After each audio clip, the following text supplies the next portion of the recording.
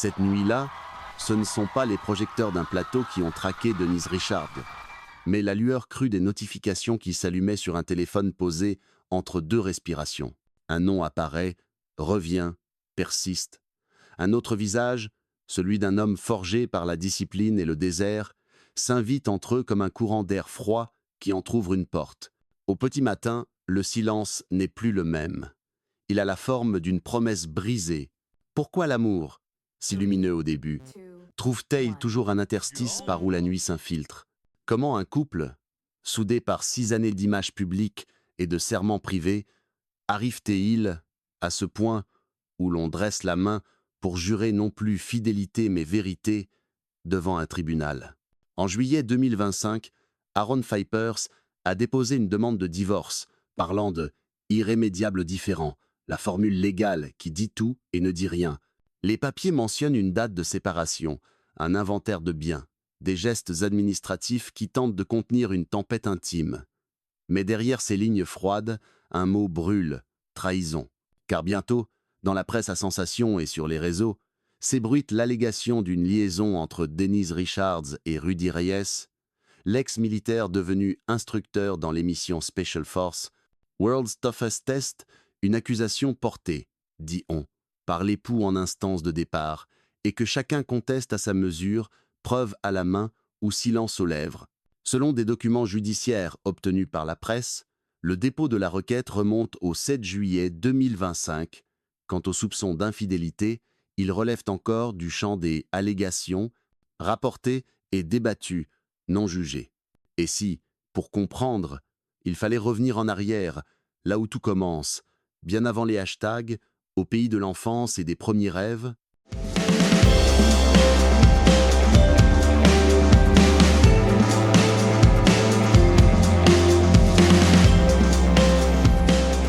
bien avant que son nom ne s'illumine sur les affiches de cinéma, Denise Lee Richard n'était qu'une petite fille californienne au regard clair, née un jour d'hiver de 1960 et 11 à Downers Grove, dans l'Illinois. Elle grandit dans un environnement simple, entourée de l'amour de ses parents, Irv et Johnny, et de sa sœur Michelle. Sa mère, douce et attentive, lui inculque très tôt l'importance de la loyauté et du respect, ces valeurs simples que l'on croit indestructibles lorsqu'on a 10 ans. Son père, lui, nourrit chez elle un esprit combatif, cette conviction que l'on peut atteindre tout ce que l'on rêve si l'on travaille dur. À l'adolescence, la famille quitte le Midwest pour la chaleur californienne. Denise découvre alors les vastes plages du Pacifique, le goût salé du vent marin, et surtout, le miroir cruel et fascinant de Los Angeles, là où la beauté est monnaie courante, mais où chaque sourire cache une ambition. Ses premiers pas comme mannequin lui enseignent l'art de la séduction visuelle, mais aussi la méfiance envers les promesses trop belles. Très vite, Hollywood lui ouvre ses portes. Ses premiers rôles dans des séries télévisées sont modestes, mais ils lui donnent l'assurance de celle qui sait patienter. Puis vient Starship Troopers, 1997, et plus tard Wild Things, 1998. 2 films qui fixent à jamais son image de femme fatale. Denise Richard devient alors, aux yeux du monde, une incarnation de la sensualité américaine. Et avec cette image, les rumeurs, les intrigues, les regards insistants, sa vie privée, cependant, reste à l'écart. C'est là que s'écrit l'un de ses premiers grands chapitres amoureux, sa rencontre avec l'acteur Charlie Sheen, mariage, enfant, puis divorce houleux, émaillé d'accusations réciproques. Cet épisode, douloureux mais formateur, la forge. Elle apprend que la lumière médiatique peut aussi brûler. Lorsque, des années plus tard, elle croise Aaron Pfeifers, c'est une autre Denise, plus prudente, mais aussi plus avide de stabilité. Aaron, acteur et thérapeute holistique, partage avec elle un goût pour la simplicité loin des plateaux. Leur mariage, célébré en 2018 dans une atmosphère intime, semble sceller un nouveau départ. Aux yeux du public, c'est un couple solide, soudé par des valeurs communes, par une complicité visible dans chaque apparition publique. Mais sous cette harmonie affichée, il y a la réalité des emplois du temps éclatés, des tournages lointains, des silences qui s'allongent. Denise multiplie les projets films, émissions, interviews, Et, en 2023, elle accepte de participer à Celebrity SAS, World's Toughest Test, une émission d'endurance où l'adrénaline efface les frontières entre collègues et complices. C'est là qu'elle rencontre Rudy Reyes. À ce moment-là, rien ne laisse présager que cette rencontre changera le cours de son mariage. Dans les photos de plateau, Denise affiche son sourire professionnel, Rudy sa prestance militaire. Pourtant, certains observateurs remarqueront plus tard un éclat dans leur regard. Imperceptible pour les autres, un mariage ne se brise jamais en une seule nuit. Les fissures apparaissent d'abord comme de fines lignes, à peine visibles, sur la surface lisse des jours heureux. Dans le cas de Denise Richards et Aaron Fippers, ces lignes commencèrent à se dessiner discrètement, quelque part entre un tournage en extérieur et un dîner reporté. En 2023, lorsque Denise accepte de rejoindre Celebrity SAS, World's Toughest Test, Aaron se montre d'abord fier. L'émission, connue pour ses conditions extrêmes, n'est pas seulement un défi physique. C'est aussi un terrain d'épreuve psychologique où la solidarité devient une seconde nature. Rudy Reyes, ancien marine reconverti en instructeur charismatique de l'émission, incarne parfaitement cette figure protectrice que l'on suit les yeux fermés dans les pires conditions. Sur le plateau, dans le froid coupant des paysages sauvages, Denise et Rudy partagent les mêmes efforts, les mêmes privations, les mêmes confidences nocturnes autour d'un feu fragile. Loin de Los Angeles, le temps semble suspendu. Chaque geste de soutien, chaque mot d'encouragement prend une intensité particulière. Devant les caméras, ce ne sont que des échanges professionnels. Derrière, c'est une complicité grandissante, imperceptible, pour qui ne cherche pas. Aaron, lui, reste à Los Angeles. Les appels vidéo deviennent plus courts, plus espacés. Les conversations tournent autour des obligations logistiques, rarement des émotions.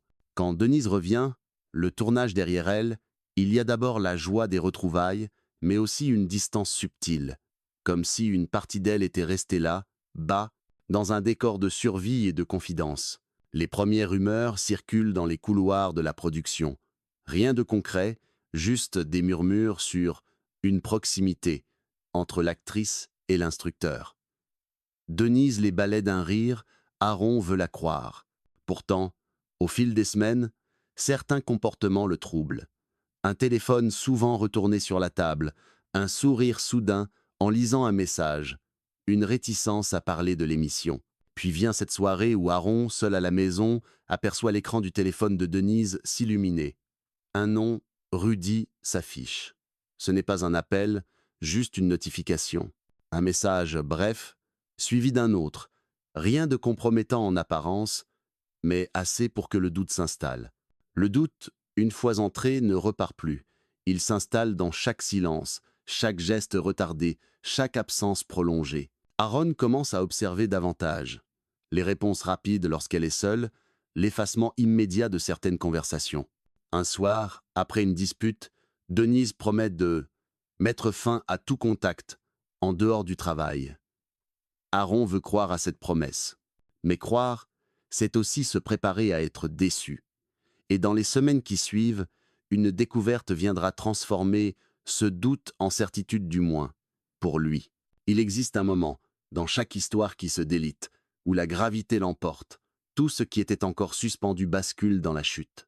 Pour Aaron Fippers, ce moment survient par une nuit chaude de début d'été 2025, alors que Los Angeles étouffe sous une chaleur moite et que la maison, pourtant vaste, semble trop petite pour contenir deux silences qui se font face.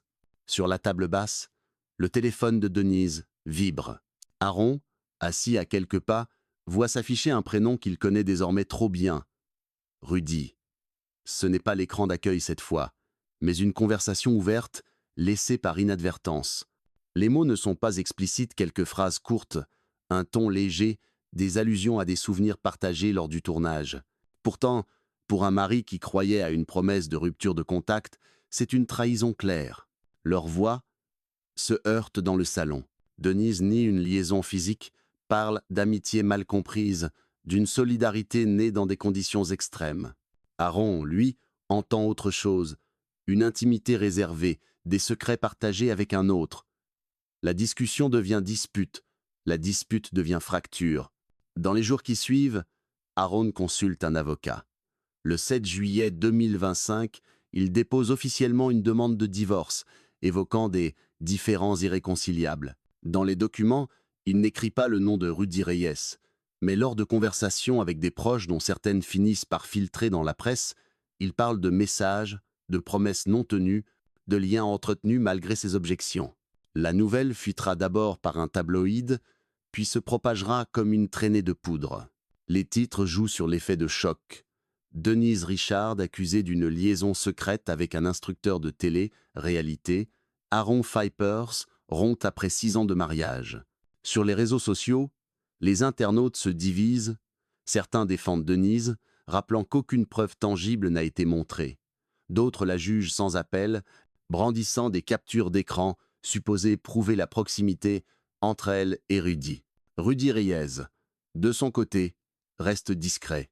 Quelques mots seulement, dans une story éphémère, « Je respecte toutes les personnes impliquées et je ne répondrai pas aux rumeurs ». Une phrase qui entretient le flou plus qu'elle ne l'éclaire. Pour Denise, c'est un retour brutal dans la spirale médiatique des scandales. Les photographes la traquent à la sortie de sa salle de sport, devant l'école de ses enfants. Les questions fusent, les flashs crépitent, et derrière ses lunettes noires, nul ne sait si elle cache des larmes, de la colère, ou simplement le vide de celui qui encaisse encore le choc. Ce qui s'est passé exactement entre Denise Richards et Rudy Reyes, seuls eux peuvent le dire. Mais aux yeux du public, la rupture est déjà un spectacle, et comme dans tout spectacle, le scénario importe moins que l'émotion qu'il suscite. Il suffit parfois d'un mot pour que tout bascule. Infidélité. Le terme, lancé dans l'espace public, n'est pas qu'une rumeur. C'est une étiquette, un masque qui se colle au visage et refuse de se décoller. Quand la nouvelle de la procédure de divorce éclate, Denise Richard découvre que la chute ne se fait pas en un jour, mais en plusieurs paliers successifs, chacun plus abrupt que le précédent. D'abord vient le brouillard médiatique. Les titres s'entrechoquent, les chroniqueurs spéculent, les podcasts consacrent des épisodes au « cas Denise », les talk-shows construisent des débats où la nuance n'a que rarement sa place. Les images de paparazzi, une silhouette pressée sortant d'une voiture, des lunettes noires, une casquette abaissée deviennent des preuves par défaut d'une culpabilité supposée. Dans ces photos captées en rafale, la fatigue ressemble à du remords, le mutisme à de l'aveu. Le public, lui, se partage entre compassion et jugement sommaire. Les fiches de commentaires se transforment en tribunaux improvisés, où chacun rend sa sentence à coups d'émojis et de certitudes. Ensuite, c'est la logistique intime qui se fracture. Une maison, 2 agendas et bientôt 2 adresses. Les habitudes les plus banales, choisir un café, laisser un pull sur le dossier d'une chaise, deviennent des archives d'une vie qui n'existe plus. Il faut organiser les journées, penser aux enfants, prévenir l'entourage, briefer l'agent de presse. Pas de déclaration pour l'instant. Le silence est stratégique, dit-on. Mais pour celle qui le porte, il pèse comme une armure trop lourde. Du côté des projets professionnels, rien n'est arrêté officiellement. Pourtant, tout est plus compliqué. Les réunions se passent à distance, certaines propositions se réévaluent, d'autres se décalent. Des marques qui envisageaient une campagne d'image préfèrent voir comment la situation évolue. Hollywood n'est pas un monastère. Il a l'habitude des tempêtes privées. Mais il réagit comme un marché. Il calcule le risque, prend la température du public, ajuste le calendrier. Pour Denise, l'actrice, la professionnelle, c'est une autre forme de chute, celle de l'emprise sur son propre récit. Aaron Pfeiffer, lui, avance à pas mesurés, accompagné d'avocats. Le langage juridique, froid et régulier, impose son tempo. On parle de partage des biens, de modalités de séparation, de respect mutuel. Dans ces termes techniques, il y a parfois des pointes d'émotion qui transperçant, des souvenirs qui reviennent en silence. Il n'y a pas d'ennemi déclaré, mais il y a une blessure, et chacun la protège à sa façon. On négocie la pudeur autant que la matière. Et Rudy Reyes?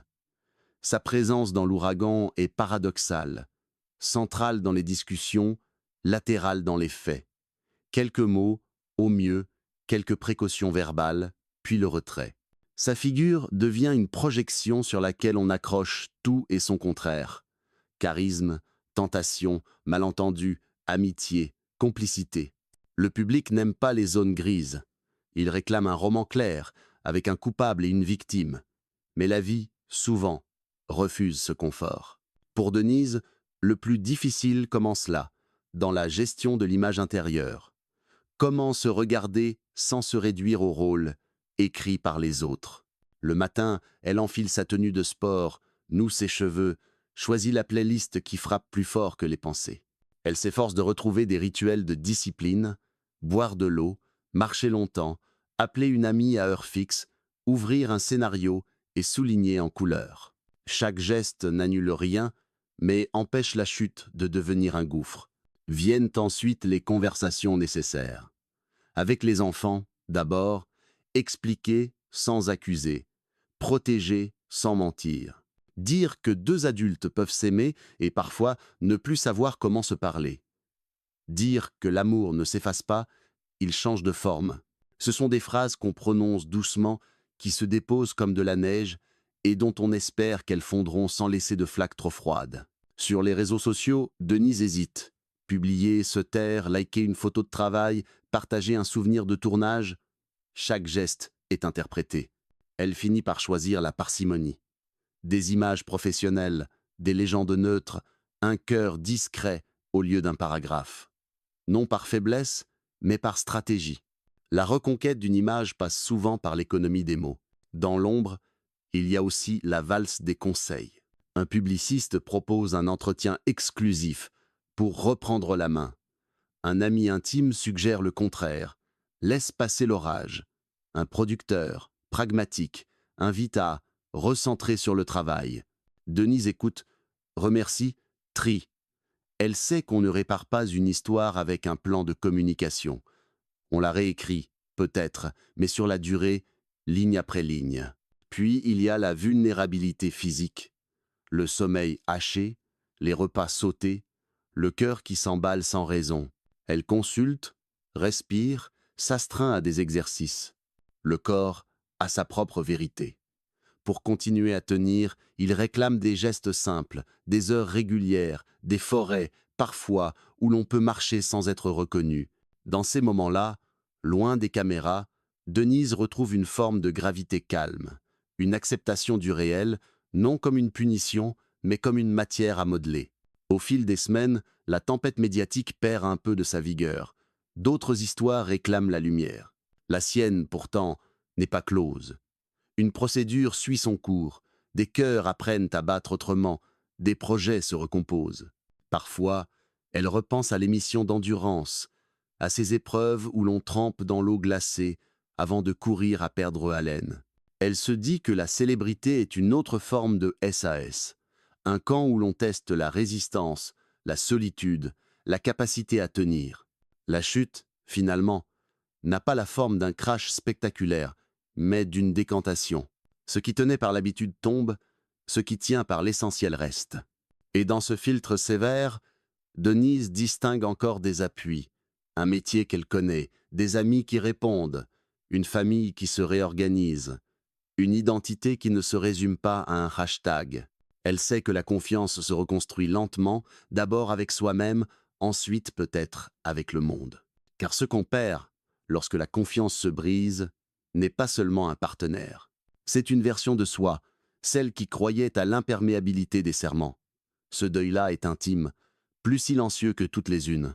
Mais il porte en lui une promesse paradoxale, celle d'un retour à l'essentiel, moins éclatant, plus vrai. Quand Denise referme la porte, un soir, elle prend conscience que la chute est déjà derrière elle. Devant, il y a autre chose. Non pas l'innocence retrouvée, mais la lucidité, et peut-être la paix. Quand la poussière retombe et que le vacarme des premières semaines s'éloigne, il reste un espace étrange, ni vraiment calme, ni totalement chaotique. C'est dans ce clair-obscur que Denise Richard commence à regarder en arrière. Non pas avec la curiosité de la presse, mais avec le recul douloureux de celle qui a tout vécu de l'intérieur. Elle repense aux premières années avec Aaron, leur rencontre imprévue, cette connivence immédiate, les gestes tendres dans les moments ordinaires. Elle se souvient des matins sans caméra, des repas improvisés, de la complicité qui semblait assez solide pour résister à tout. Puis, elle revoit la fissure, lente, presque imperceptible au début. Les absences prolongées, les conversations qui glissaient à la surface, les «on en parlera plus tard» qui s'accumulaient sans jamais trouver leur plus tard. Ce qui frappe Denise, c'est que la rupture n'a pas été provoquée par un seul événement, mais par une somme de petites fractures. La participation à l'émission avec Rudy Reyes n'a fait qu'accélérer un processus déjà engagé. Les confidences nocturnes, la camaraderie née sous pression, tout cela a pris une dimension que, elle n'avait pas mesurée sur le moment. Dans ce retour sur soi, elle réalise que la célébrité joue un rôle ambigu. Elle offre des opportunités uniques, mais impose aussi des contextes où les liens se tissent rapidement, parfois trop. Les tournages éloignés, la fatigue, le besoin de soutien immédiat créent des bulles émotionnelles où la frontière entre amitié et attirance se brouille. Elle pense aussi à la réaction du public. Ceux qui la jugent n'ont vu que des fragments, une photo, un titre, un extrait de conversation. Personne, en dehors du cercle intime, ne connaît la totalité des nuances. Dans le tribunal de l'opinion, il n'y a pas de place pour la complexité. On veut des coupables et des innocents, des récits qui tiennent en 140 caractères. À travers ce prisme, Denise mesure à quel point l'amour et la confiance sont fragiles dans un environnement saturé de lumière et de bruit. La loyauté, dans ce monde, n'est pas seulement un engagement affectif, c'est une discipline quotidienne, un effort constant pour préserver un espace inviolable à deux. Et pourtant, malgré la douleur, il y a un apprentissage. Elle comprend que ce qui reste, quand tout s'effondre, ce sont les valeurs personnelles, le respect de soi, la capacité à dire non, la lucidité sur ses propres failles. Elle sait désormais qu'un couple ne se protège pas seulement des autres, mais aussi de ses propres zones d'ombre.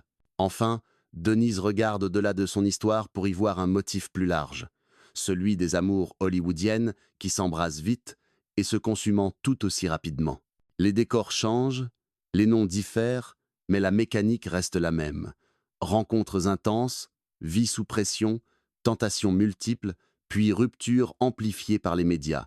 Ce regard rétrospectif ne gomme rien. Il ne cherche pas à excuser, ni à accuser. Il place simplement les faits dans leur contexte, là où les sentiments, les choix et les circonstances se mélangent. Denise sait qu'on ne réécrit pas le passé, mais qu'on peut en extraire un sens, celui de vivre plus en accord avec ce qu'on veut vraiment, loin des scripts imposés par les autres. La lumière du soir glisse sur les collines de Malibu, peignant la mer d'un or pâle. Denise Richards est assise sur la terrasse, les jambes repliées sous elle, une tasse de thé tiède entre les mains. Le vent transporte une odeur de sel et de fleurs sauvages.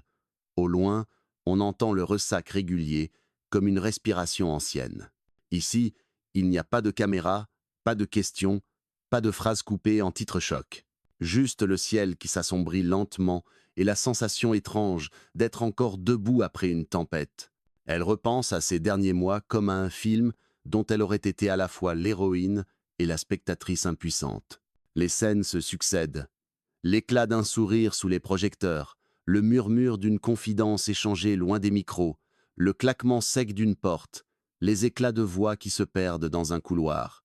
Il y a eu la colère, l'incompréhension, la honte parfois, et puis, peu à peu, cette sorte de vide qui ressemble à la paix. Dans la lumière qui décline, elle se rend compte que la chute n'est pas la fin. Elle est un passage, un point de rupture qui oblige à changer de rythme, à écouter autrement. Elle se surprend à respirer plus profondément, comme si chaque inspiration reprenait possession d'un territoire qu'elle avait abandonné aux doutes et aux regards extérieurs. Elle sait que demain, les journaux passeront à une autre histoire, que les hashtags s'éteindront, remplacés par d'autres noms, d'autres scandales.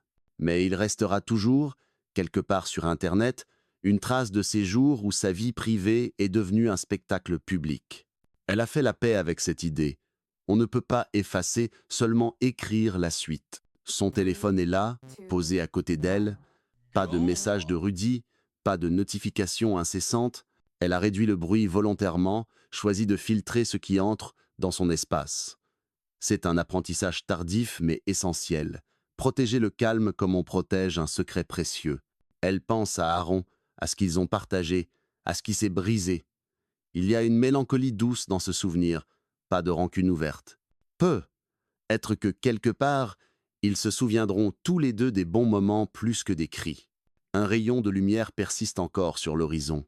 Elle ferme les yeux et se laisse bercer par le bruit des vagues. Dans ce silence, elle se parle à elle-même. Tu as traversé. Ce n'est pas la fin, juste un autre chapitre. Et l'image qui reste, pour celui qui la verrait de loin, n'est pas celle d'une star déchue, mais d'une femme qui, après avoir été jugée, scrutée, disséquée, choisit de se relever. Non pas pour prouver quelque chose au monde, mais pour continuer à marcher, libre, dans la lumière changeante d'un soir d'été.